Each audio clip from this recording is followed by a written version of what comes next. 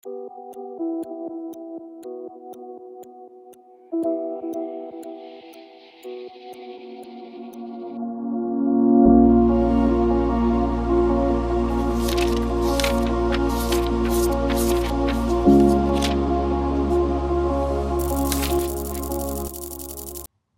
Winston Leonard Spencer Churchill was born on November 30, 1874, in the Grand Blenheim Palace of Oxfordshire, England, a fitting birthplace for a man destined to shape history. Winston Churchill's ancestors were both British and American.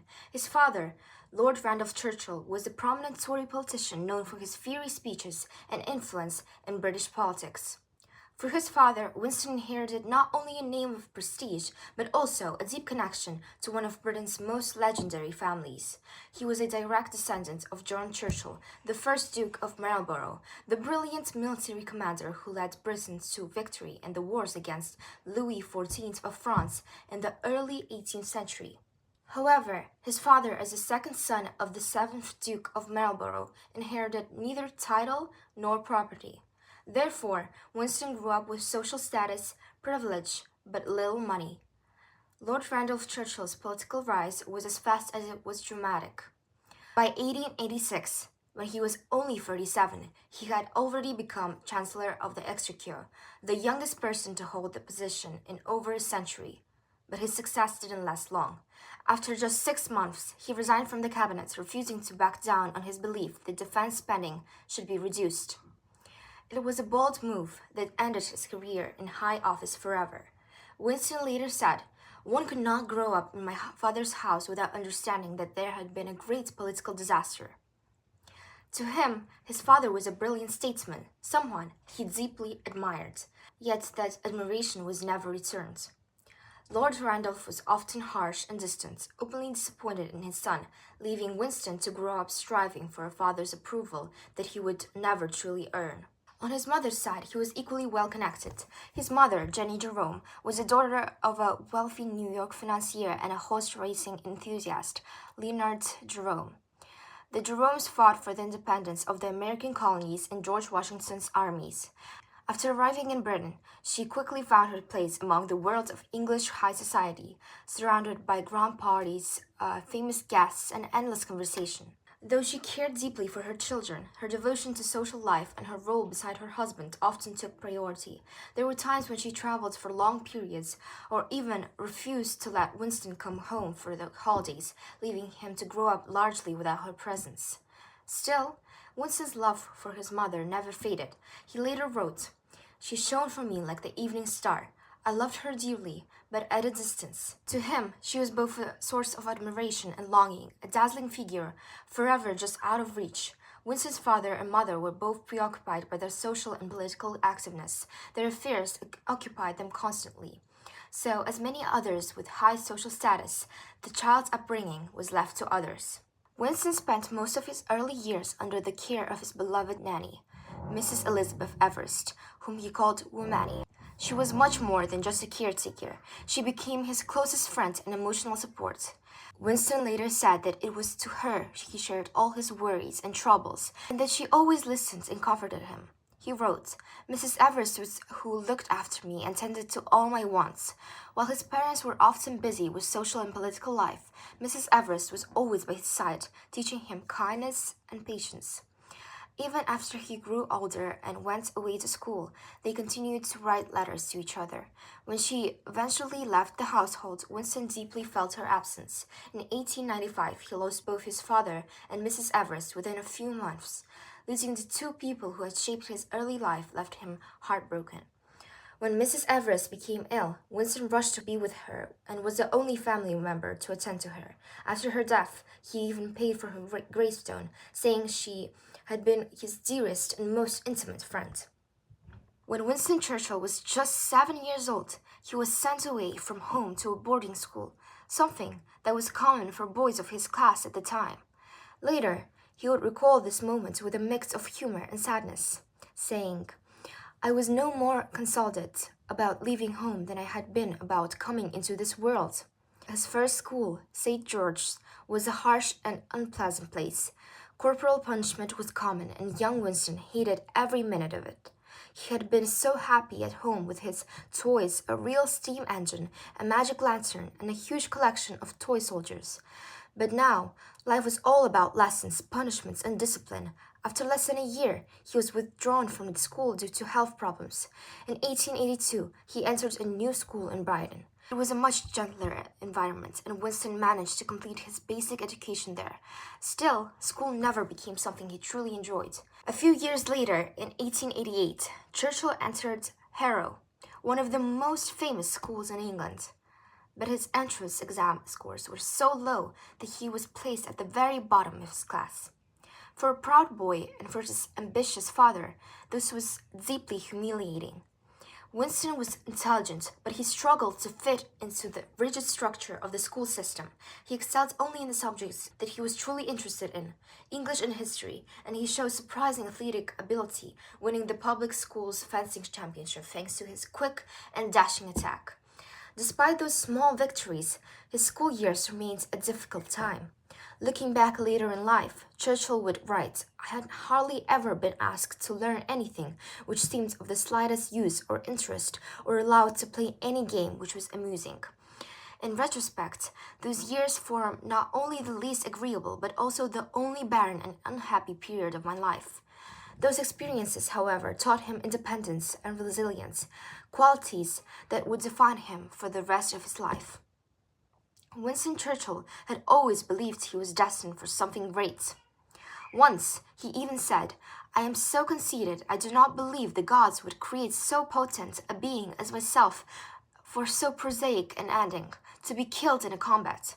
From a young age, he craved action.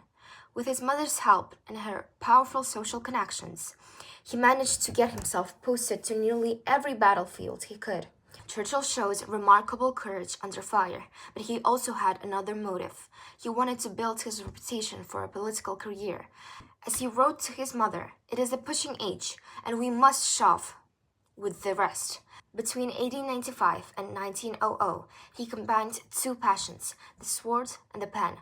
While serving in the army, he also worked as a journalist, sending vivid reports from military campaigns in India, the Sudan, and South Africa. His writing gained wide attention in Britain and helped him earn both fame and money. In India, he found time not only for adventure, but also for self-education. Like many officers, Churchill used his free time to read history, philosophy, and the great debates of the British Parliament. He once said that he got into his bones the essential structure of the ordinary British sentence, which would later make him one of the greatest speakers in history. During this time, he also became an excellent polo player and captain of his regimental team. His real victories came from his writing. His reports were turned into best-selling books such as The Story of the Malacan Field Force, The River War, and Laudin to Ladysmith. By the age of 25, he proudly told his mother that he'd earned £10,000, an enormous sum at the time, through his own talent. In 1899, while covering in the Boer War in South Africa, Churchill's train was ambushed and he was captured by enemy forces. Although he was only a war correspondent, his bravery during the attack led to his imprisonment in Pretoria. But Winston was not the kind of man to wait quietly. After 2 weeks, he escaped by climbing a wall and traveling hundreds of miles through enemy territory, alone, mostly at night with a reward on his head. After 9 days of danger and exhaustion, he finally reached safety in Portuguese East Africa. When he returned to British lines, he was welcomed as a national hero. The newspapers turned his history into a legend, and his daring escape made him famous overnight. That fame opened the door to the next great chapter of his life, his entry into politics. After returning from the Boer War as a national hero, Winston Churchill stepped confidently into the world of politics. In October 1900, at just 25 years old, he ran for parliament as a candidate for the Conservative Party and won. His victory marked the beginning of a political career that would last more than 60 years. At that time, the young Churchill was already famous. He was known not only as a brave soldier, but also as a talented writer and public speaker. Newspapers and magazines were fascinated by him. Vanity Fair once described him as a man who can write and he can fight, and someone who clearly means to get on. They were right. Churchill was ambitious, determined, and full of energy. His popularity made him one of the most in-demand speakers in Britain. During his election campaign, he spoke to crowds of thousands, sometimes giving 2 or even 3 speeches a day. After being elected, he went on a lecture tour across Britain, and then to North America, visiting both the United States and Canada. His talks were so successful that in just a few months, he earned over £10,000, the equivalent of several years' income for most professionals.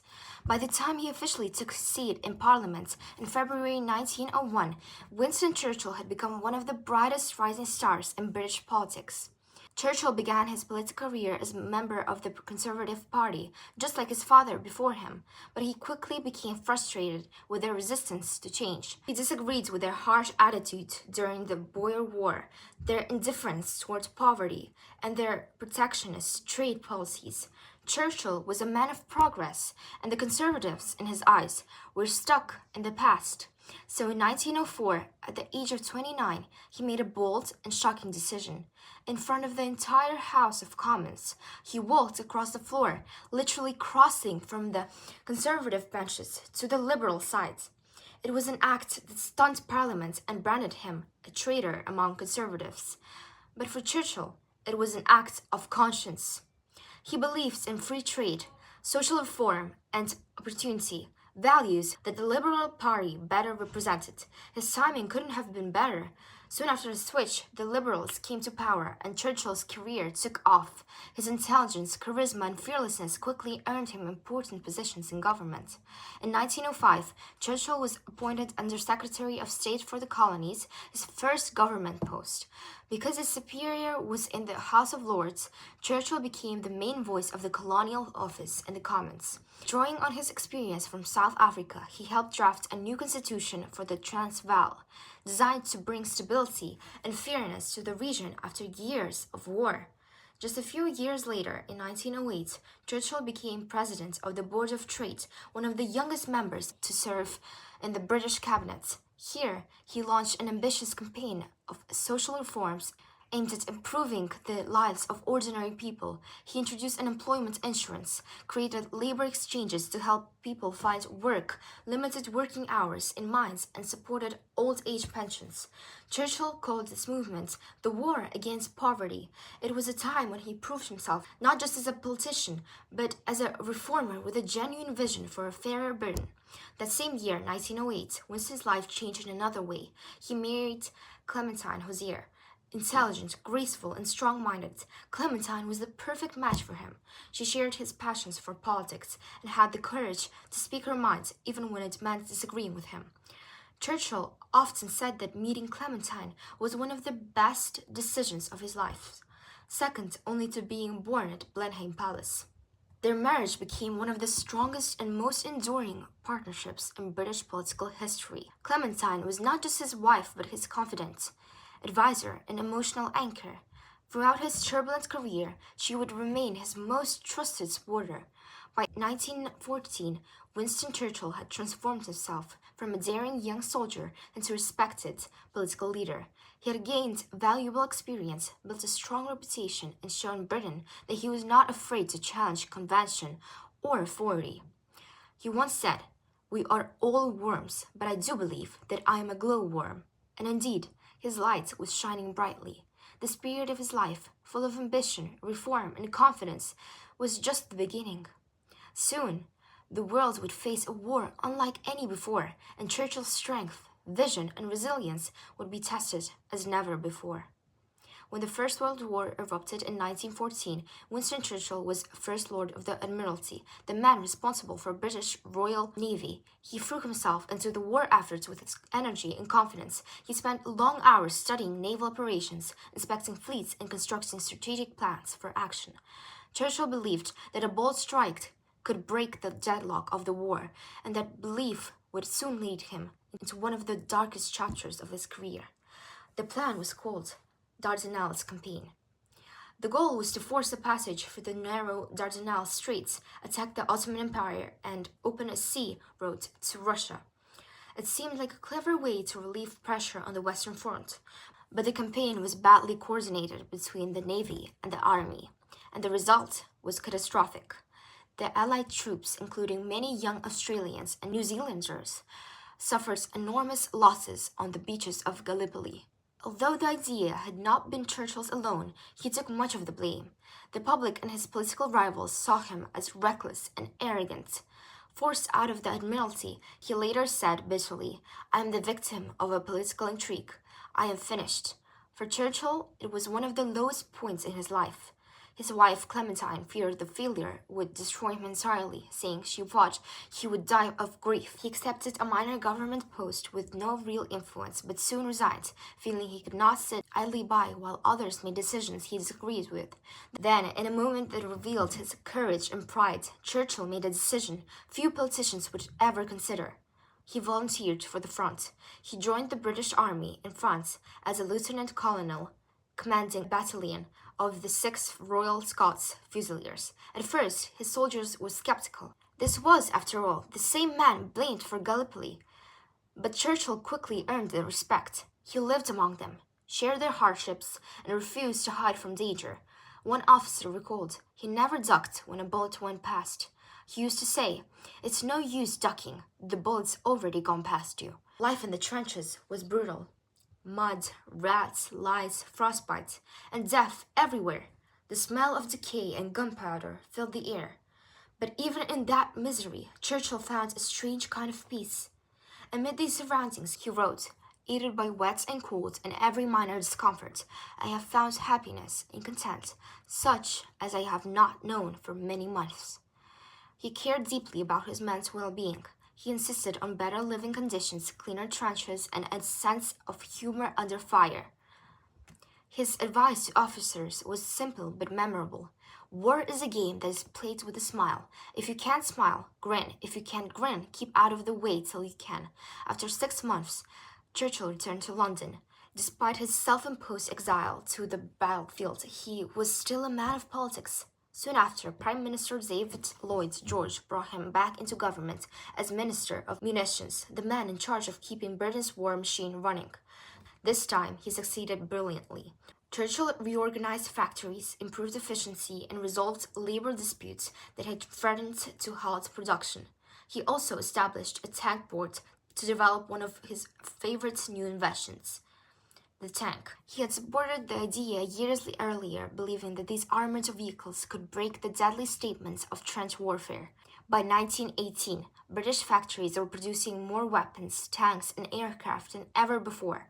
When the war finally ended on November 11th, 1918, Churchill was at the heart of a victorious nation, but also one facing the enormous task of rebuilding. He became Secretary of State for both war and air, responsible for demobilizing millions of soldiers and reshaping Britain's military future. He faced another challenge as well: what to do about Russia.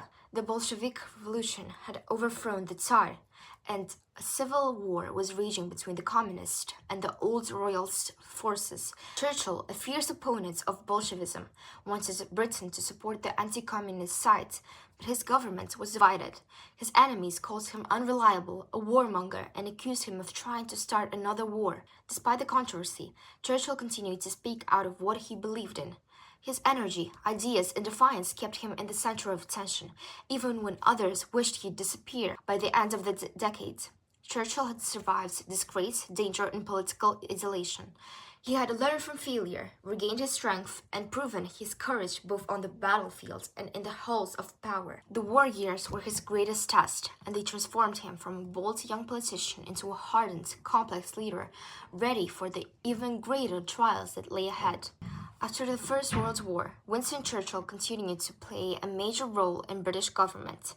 From 1919 to 1921, he served as both Secretary of State of War and Secretary of State of Air, managing the country's military forces and air operations during a very difficult post-war period. Later, he became Colonial Secretary in 1921, a position that placed him at the center of the British Empire's global affairs. At that time, the British Empire was larger than ever, but also exhausted. The war had drained Britain's money, manpower, and morale, and maintaining control over so many territories was becoming harder each year.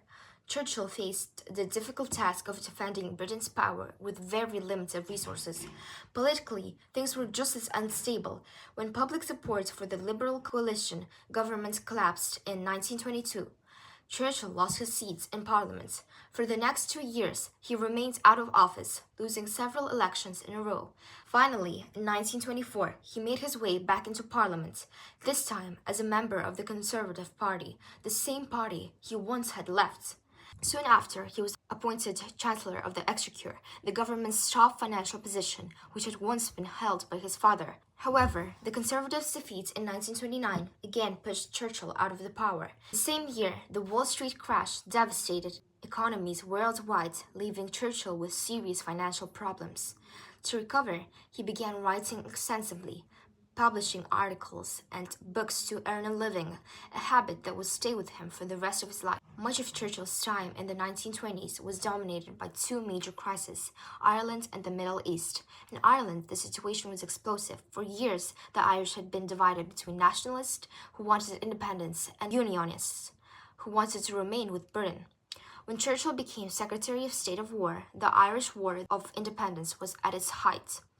British troops, including the infamous Black and Tans, fought against the Irish Republican Army in brutal conflict.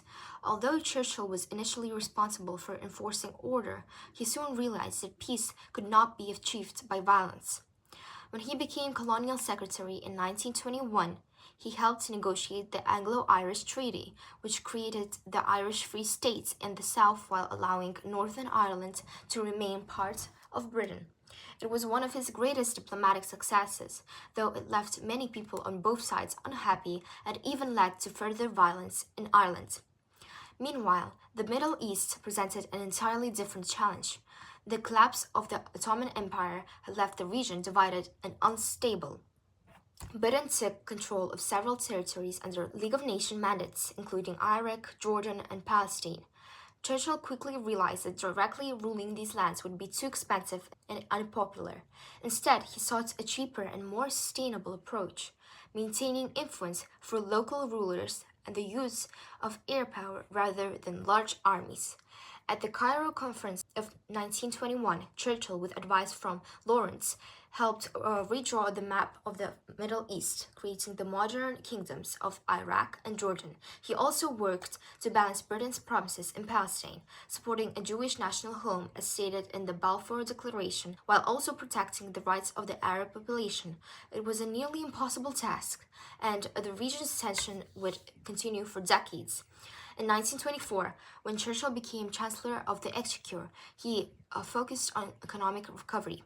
One of his most controversial decisions was returning to Britain to the gold standard, linking to the value of British pound to gold. Although this move was meant to stabilize the economy, it actually made British exports less competitive and worsened the impacts of the coming of Great Depression.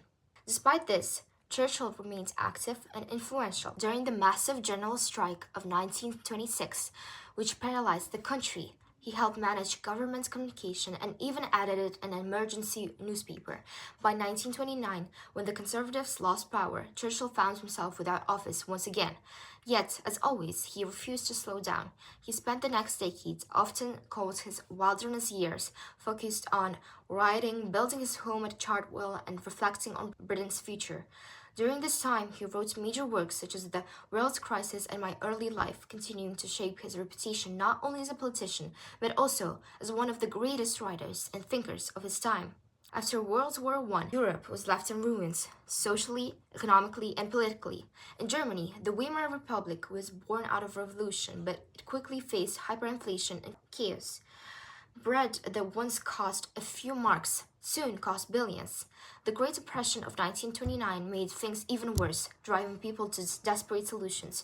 Out of that despair rose Adolf Hitler. Using his charisma and Germany's anger towards the Versailles Treaty, he turned the Nazi Party into a powerful force. By 1933, Hitler became Chancellor and soon gave himself absolute power. Political opponents were imprisoned, and brutal laws such as the Nuremberg race laws began to strip Jews of their rights. Violence like Kristallnacht in 1938 showed how far Nazi Germany was willing to go. Meanwhile, in Britain, Winston Churchill was one of the few warning about the growing danger. From his seat in Parliament, he repeatedly said, "Germany is arming and no one will stop her." But the British government, still haunted by the horrors of World War I, believed peace could be preserved through disarmament and negotiation. Most people simply did not want to believe another war was possible. Hitler took advantage of that. He broke the Versailles Treaty by rebuilding Germany's army and air force and later occupied the Rhineland and Austria. Instead of acting, Britain and France followed a policy of appeasement, giving Hitler what he wanted in hopes of peace. Churchill called the mid-1930s the luckiest years, a wasted time when Britain should have been preparing for the inevitable conflict. The turning point came in 1938 when Hitler demanded the Sudetenland from Czechoslovakia. British Prime Minister Neville Chamberlain agreed, returning home to declare peace for our time. But Churchill warned that the sacrifice of honor will soon be followed by sacrifice of lives. He was right. Within months, Hitler occupied all of Czechoslovakia and soon invaded Poland. On September 3rd, 1939, Britain declared war on Germany. Churchill's long warnings were finally realized, and though many had ignored him, his persistence helped prepare Britain for the dark years ahead. When Winston Churchill became Prime Minister in May 1940, Britain stood completely alone. In just a few months, almost all of Europe had fallen under Nazi control. Poland, Norway, Denmark, Belgium, the Netherlands, and finally France. Italy had joined Hitler. Russia had signed a non-aggression pact with Germany, and the United States still remained neutral. Many thought Britain would be next to fall, but Churchill's arrival changed everything. His determination, his energy, and above all, his words gave the British people courage. In his first speech to Parliament, he said, "You ask, what is our policy? It is to wage war. You ask, what is our aim? It is victory." Those words captured the spirit that would carry Britain for the war. In the summer of 1940, Hitler prepared to invade Britain. Before German troops could land, he needed to destroy the Royal Air Force. What followed became known as the Battle of Britain, a months-long struggle in the skies. German Luftwaffe bombed airfields, factories, and cities relentlessly. London was bombed night after night during what became known as the Blitz. The destruction was immense, but British morale never broke. When Churchill asked about reserves, the Air Vice Marshal replied, "There are none." Despite the odds, Britain's pilots, the few, as Churchill called them, managed to hold the line. On September 15, 1940, Hitler cancelled the invasion. The Battle of Britain was won. However, the situation remained desperate. German submarines, U-boats sank hundreds of British supply ships in the Atlantic, threatening to starve the island's nation. Britain was running low on weapons, food, and fuel. But Churchill refused to consider peace with Hitler. He looked to the United States for help. In 1941, President Franklin Roosevelt passed the Lend-Lease Act, allowing the U.S.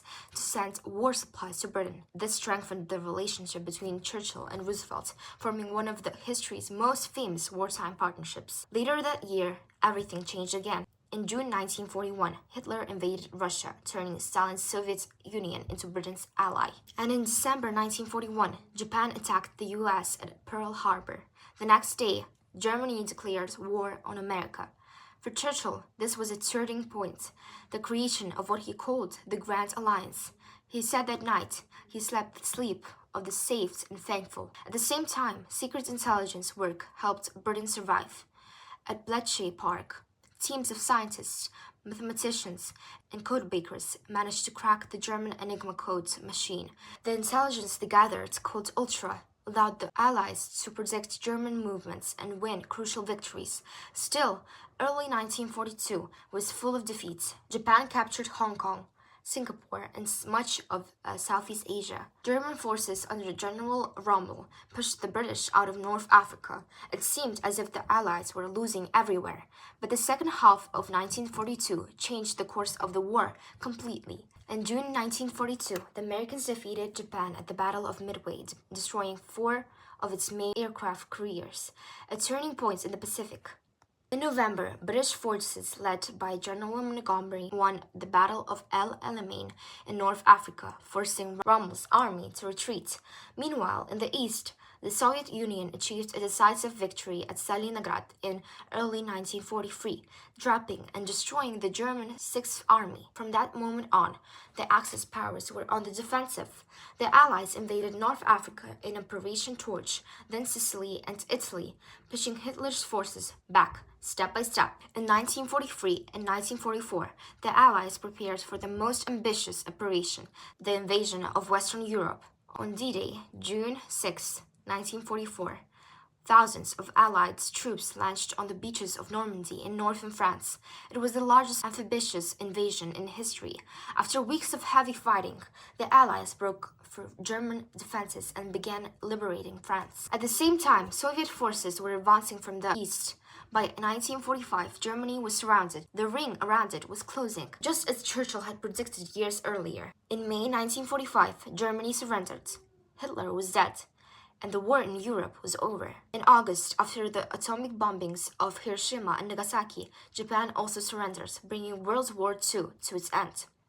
But Churchill saw the victory as both a triumph and a tragedy. The world had been saved from Nazi tyranny, yet a new threat was emerging: the Soviet domination of Eastern Europe. The war had also left Britain weakened and deeply in debt. Its empire, which Churchill had always defended, began to collapse in the years that followed. And then came one of the greatest ironies in political history. Just weeks after victory, Churchill lost the 1945 general election. The British people, tired of war and destruction, voted for change and a new social system. They chose the Labour Party, which promised to rebuild Britain. When Churchill's wife, Clementine, tried to comfort him by saying, "It may be a blessing in disguise," he replied, "At the moment, it seems quite effectively disguised." Churchill had led Britain through its finest hour. He had been the symbol of defiance, the voice of courage, and the man who refused to give in. His leadership not only saved his country, but helped shape the entire course of the 20th century. Imagine sitting in a tiny freezing cockpit, metal so thin it's barely thicker than a soap can. The air inside is icy, the roar of the engine deafening. You can see your breath inside your oxygen mask. And then suddenly, enemy planes appear. In seconds, the sky turns into chaos. You twist, dive, shoot, and try to survive, because one wrong move could be your last. This was the reality for fighter pilots during the Battle of Britain. They often flew 3, 4, even 5 missions a day, and many never came back. Those who were lucky managed to parachute into the sea and lived to fight again. Those who weren't became just another name on chapel list, honored, but gone. American filmmaker Frank Capra captured these terrifying and heroic moments in his documentary, The Battle of Britain, part of his famous Why We Fight series. It helped Americans understand why Britain's struggles mattered, and why freedom itself was at stake. One man who lived this story was First Lieutenant John Lutz, born in Missouri in 1918. At just 23, he joined Britain's Royal Air Force, becoming part of the Eagle Squadron, a group of American volunteers who fought long before the U.S. officially entered the war. On his final mission, his plane was hit after an air battle over Holland. His last radio message said his engine had failed and he was bailing out, but his parachute didn't fully open. He never made it back. His story reminds us of the price of so many young men paid for a war fought far from home. When Britain stood alone against Nazi Germany, pilots came from all over the world, from Canada, Poland, New Zealand, and even America. Many broke U.S. neutrality laws just to join the fight. With Winston Churchill's support, these volunteers officially became the Eagle Squadrons in 1940. By 1942, they were known as part of the U.S. 8th Air Force, nicknamed the Mighty Eighth. The Eagles were more than just soldiers. They were symbols of courage and unity. They proved that even in humanity's darkest hours, people from different nations could rise together, fighting for something greater than themselves. In March 1946, less than a year after the end of World War II, the small town of Fulton, Missouri, became the unlikely center of world attention. On March 5th, two of the most significant figures of the 20th century, Winston Churchill and U.S. President Harry Truman, arrived at Westminster College. Churchill was no longer Prime Minister, but his voice still carried the weight of a global leader. That day, he delivered one of his most important speeches, known as the Sinews of Peace. The story began with a bold invitation. Frank McClure, the president of Westminster College and an alumnus himself, decided to invite Churchill to speak at his small Midwestern college. It seemed like an impossible request, but through a college connection, General Harry Vaughan, a military aide and friend of President Truman, the invitation reached the White House. Truman personally approved it and even offered to accompany Churchill to Missouri. When Churchill accepted, what was meant to be a small campus event turned into a defining moment in history. Because Westminster College had no auditorium large enough, the gymnasium was converted into a lecture hall. Hundreds of people filled the space, and loudspeakers were set outside for those who couldn't get in. Churchill arrived wearing an academic robe, prepared to receive an honorary degree before beginning his address. The two leaders had traveled together by train from Washington to Missouri. During the 24-hour journey, they played poker, shared whiskey, and talked freely about their countries and their hopes at peace. At one point, Churchill joked that if he were ever to live another life, he would choose to be an American, a man of unlimited opportunity, though he couldn't help adding disapproved of the American custom of stopping drinking with meals. When they reached Fulton, the townspeople lined the streets, holding handmade banners to welcome the two world leaders. For the local residents, it was an event beyond imagination. The visit of both the former British Prime Minister and the President of the United States to a quiet town. When Churchill took the stage, his speech began with humor, but soon turned serious. He spoke about the changing world after the war, a world that was supposed to be at peace but was quickly dividing again. Referring to Soviet expansion in Eastern Europe, he warned that an iron curtain has descended across the continent. His words captured the emerging divide between the democratic West and the communist East. To understand his concern, it helps to look back at the wartime conferences that shaped Europe's future. At Yalta in February 1945, the Allies, the US, Britain, and Soviet Union agreed to divide Germany and promised free elections in countries liberated from Nazi rule. But by next conference, held in Potsdam later that year, it was clear that Stalin had other plans. Soviet troops already controlled much of Eastern Europe, and the promised free elections never truly happened. Churchill saw that the unity of the wartime alliance was falling apart. What had once been cooperation against a common enemy was turning into a silent struggle for global entrance. His message in Fulton was clear. Peace would not survive without strength, and the Western nations, especially the United States and Britain, needed to remain united to protect freedom and democracy. That speech, delivered in a small college gymnasium in Missouri, marked the beginning of a new era. The phrase, Iron Curtain, entered the world's vocabulary, and the tensions Churchill describes became the defining feature of the Cold War.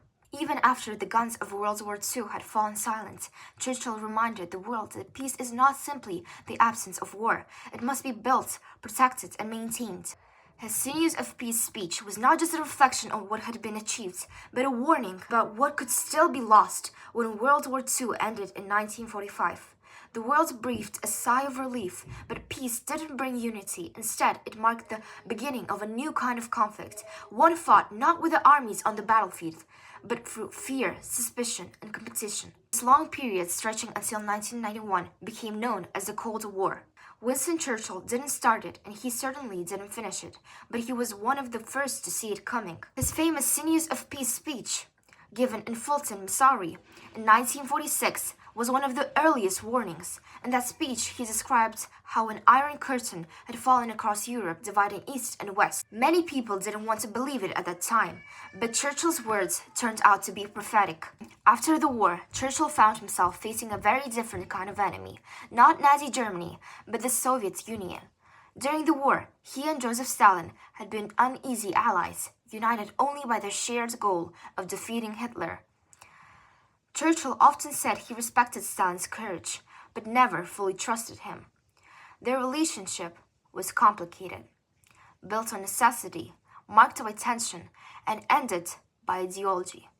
When Roosevelt died in 1945 and Churchill soon lost the British general election, the alliance quickly dissolved. Stalin's action in Eastern Europe, installing communist governments and refusing free elections, confirmed Churchill's fears. By the time Stalin died in 1953, Churchill was once again prime minister, and ironically, he was the only one left from the original Big Three Allied leaders. From his perspective, the Cold War wasn't just a rivalry, it was a dangerous standoff that had to be managed carefully. Churchill believed in a three-part strategy to preserve peace. First, military strength was essential. The West needed to stay strong to prevent Soviet aggression. Second, dialogue with Russia was necessary. He believed that communication could stop fear from turning into nuclear war. And third, he supported the creation of a United States of Europe, a vision of European unity that would make the continent stronger and prevent another devastating war. In many ways, Churchill wanted to control the Cold War rather than win it. The US took a much harder stance, focusing on nuclear deterrence and threatening massive retaliation. Churchill thought this approach was too extreme. He once said, "If you go on with this nuclear arms race, all you are going to do is make the rubble bounce." When he returned as prime minister in 1951, his focus was once again on international peace. The Korean War had broken out, and it became the first major hot war of the Cold War, a direct conflict between Soviet-backed North Korea and US-led United Nations forces. Churchill supported British involvement, but his bigger goal was to create stability through diplomacy. He often spoke about holding summit meetings, a term he popularized, where world leaders could talk openly instead of fighting proxy wars. Unfortunately, his hopes were largely frustrated. Stalin was gone, Roosevelt was gone, and new leaders like Eisenhower were focused on other priorities. Only one summit was held during Churchill's second term in Bermuda in 1953, and it achieved little. Churchill retired in 1955, and he passed away 10 years later. But his ideas outlived him. As the Cold War continued, many of the strategies he had proposed, military balance, dialogue with the Soviets, and European unity, gradually became part of the global approach. By the late 1980s, Soviet leader Mikhail Gorbachev began reforms that echoed Churchill's vision of cooperation and openness. The Berlin Wall fell in 1989. The Soviet Union collapsed in 1991, and the long Cold War finally ended. Looking back, Churchill's insights seem remarkably accurate. He had argued that peace depended on strength, communication, and unity, and in the end, all three played a role in shaping the modern world. The man who once called Britain the poor little English donkey, caught between the Russian bear and the American buffalo, really did know, as he said, the right way home. Winston Churchill's death in January 1965 marked an end of an era. At 90 years old, he had lived through and shaped the most turbulent century in modern history. His body lay in state in Westminster Hall, where over 300,000 people came to pay their respects. On the day of his state's funeral, the first given to a commoner in over 100 years, the bells of Big Ben were silenced. The solemn procession through London, the service in St. Paul's Cathedral, attended by kings and presidents, and the final journey up the River Thames all reflected the immense impact of his life. Churchill was laid to rest beside his parents in the quiet churchyard of Blandon, within view of Blenheim Palace, where his remarkable story began. His wife, Clementine, would later join him, reuniting them after more than half a century of partnership and shared struggle. Looking back on Churchill's legacy, one thing becomes clear. His life was not just a sequence of wars, speeches, and politics. It was a story of courage, conviction, and unbreakable belief in the power of determination. He stood firm when others doubted, spoke hope when others feared, and guided Britain through its darkest hour with words and willpower that still echo today. Though Churchill himself once said, "It has been a grand journey, well worth making once," his journey continues to inspire countless others. Through his leadership, writings, and vision, Winston Churchill left behind not just a record of victory, but a timeless lesson that even in the face of overwhelming odds, one voice, one mind, and one unwavering spirit can change the course of history.